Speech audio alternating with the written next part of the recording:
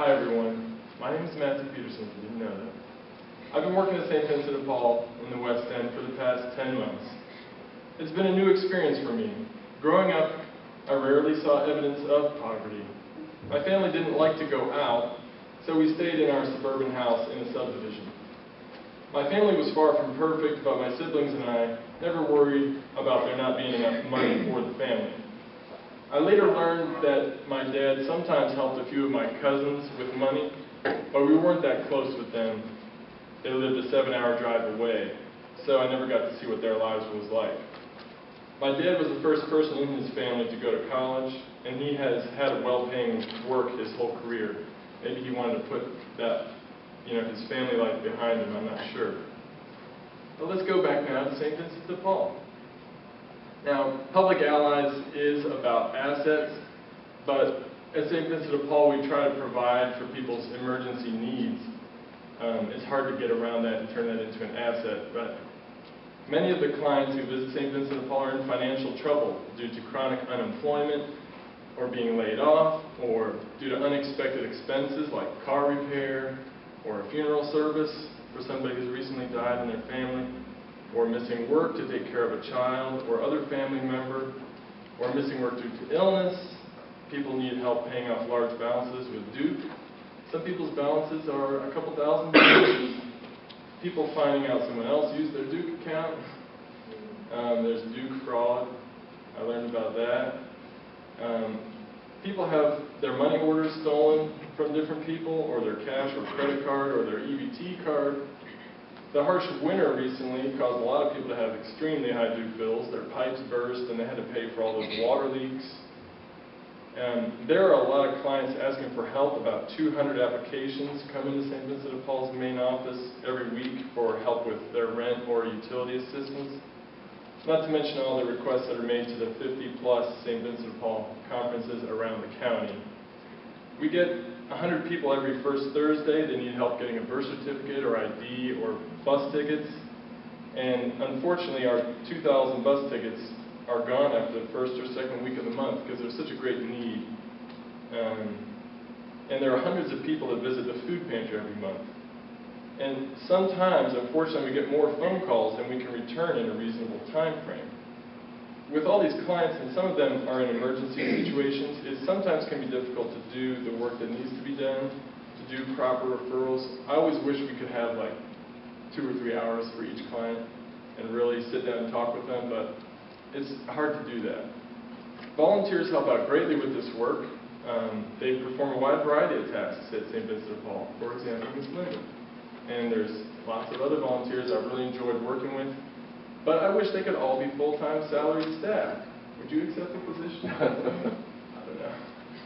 I won't volunteer now. I've done my workforce too. Okay.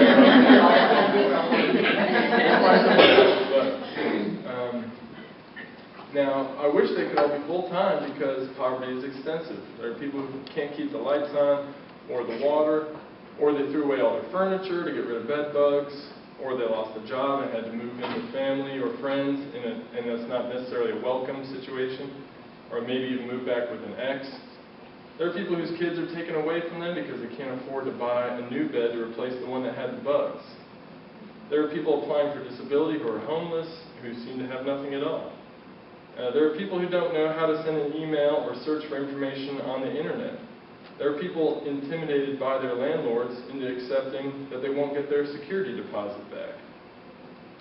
There are some people who we try to reach to schedule an appointment for rent assistance, but their number has been disconnected. We could drive to their address, but we wouldn't know if they would be home, and it would take time away from our work with other clients.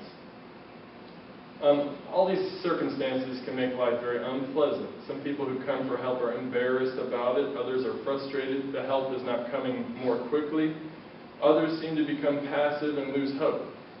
Occasionally, a little thing like a voucher for clothing will turn a client's mood to joy when I can't appreciate what it must be like to have that clothing voucher mean so much. In the interest of combating poverty, though, I'd like to tell you all a little bit of what I learned about the laws surrounding tenants and landlords, which was one of my responsibilities at St. Vincent de Paul, was to educate people on that. Let me tell everyone right now, just to be on the safe side, You should have all serious communication with the landlord in writing. Have a witness inspect the apartment with you, and sign a written report on what is in good working order and what is not in good working order. That way you have proof that something was already damaged or missing or dirty before you moved in. For serious issues that affect the livability of the apartment, send the landlord a written request for services and state that if the matter isn't resolved within a reasonable time frame or within 30 days, then you will start paying rent to an escrow account with the county. If your toilet, for example, is completely broken and it's your only toilet, the landlord should reasonably fix that very quickly. If he or she doesn't, the county can hold your rent money for you in an escrow account before the landlord can receive it. But you can't do this escrow process without first sending that written request for service, which includes a notice or a warning that you will put money in escrow if the matter isn't resolved. Finally, when moving out, you should give your landlord your forwarding address in writing and request your security deposit back. As long as you give your forwarding address, the landlord is required by law to send you a check for the security deposit and/or a written statement showing exactly what deductions were taken out of the deposit for damages and repairs. If your landlord says in writing, though, that he or she is keeping your $400 deposit because the cat peed on the carpet, he or she must be more specific. How much money are they deducting for how many hours of labor and for materials? Maybe $400 is realistic, but they have to actually spell that out. And if it doesn't look realistic, then you can take that to court, I believe. To really prove that you have sent these documents to the landlord, you can send letters through certified mail. This is for a landlord who says, "Oh no, you didn't send me that." Well, certified mail delivers you proof that the person received your letter. It only costs a couple bucks. I'm telling you this because many clients ask for help with a security deposit for a new apartment from St. Vincent de Paul.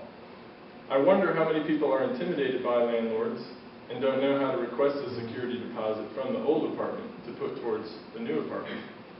Guess what? If you send the landlord your forwarding address and you receive neither the deposit nor the statement of deductions, you can probably, because I'm not a lawyer, you can probably sue in court to get double your security deposit plus court costs. Isn't that something? If you need free legal advice, contact the Legal Aid Society of Greater Cincinnati. If you have trouble with a landlord or with housing discrimination, you can also contact Housing Opportunities Made Equal. I thought my talk today would be much more personal and that I would talk about working with Team ECHO, or I would talk about how I'm a white guy from Anderson Township. But I thought that it was more important to tell you what I've learned about poverty, because that has really affected my perspective of the world, and it shows me how it really affects people's hopes and opportunities. I've been able to see also how disrespectful sometimes and insensitive a lot of our institutions are towards the issue of poverty. I feel that when the topic of poverty comes up, many people seem to want to blame the victim. Now that I've had this experience at St. Vincent de Paul, I'm much more capable of explaining to someone who criticizes people experiencing poverty as a group that each person has their own circumstances, and it takes a mass willingness to understand what they're going through before our society's institutions can become compassionate in general. So I thought I would use this like a little stump speech for politics almost. I'm going to make 6 recommendations to change society, just right off the top of my head. Number 1, stop giving the Bengals and Reds our tax dollars. It's a shame that we still do that. Number 2, end the drug war. Number 3, equalize public school funding in Ohio to remedy the unconstitutionality of our school funding system, which punishes poor neighborhoods. 4, teach high school students how to deal with landlords, because many will rent soon after graduation. 5, increase public support for our bus system so families don't need to worry about car repair, break-ins, or gas prices. And 6, I'm just going to throw this out there, mandate that Section 8 vouchers must be accepted by all landlords so that people can live where they want to live. I've learned a lot from lots of the different allies. It's hard to put that into words, but I think Sandy did a good job earlier. It's been great meeting all of you, and I'm going to do this the second year because I love it. So that's about it anyway.